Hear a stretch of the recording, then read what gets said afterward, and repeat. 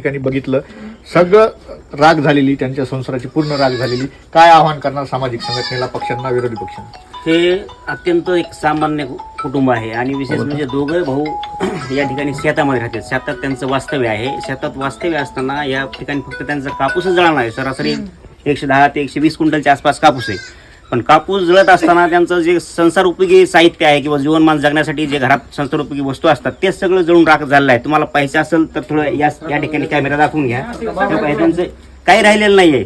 असं सगळं साहित्य जळून गेलं. मग या माध्यमातून सरकारला किंवा सामाजिक संघटनेला जे काही समजा पुढे येऊ शकतात अशांना माझी विनंती आहे की हा शेतकरी वर्ग आहे, या शेतकऱ्याला कुठंतरी थोडीशी मदत लाभावी. कारण आता कोसळलेला असते आणि कुठलं कर्ज असेल, कुठलं काही देणं घेणं असेल, ह्या गोष्टी कशा भागायच्या किंवा घरात एखादी मुलगी असेल लग्नाला आलेली, त्या गोष्टीला कसं पाहून घालायचं. तरी या माध्यमातून सांगणं आहे किंवा सामाजिक संघटनांनी पुढे येऊन किंवा तालुक्यातील पक्षांनी पुढे येऊन अशा कुटुंबाला एक नगद स्वरूपाची मदत करावी.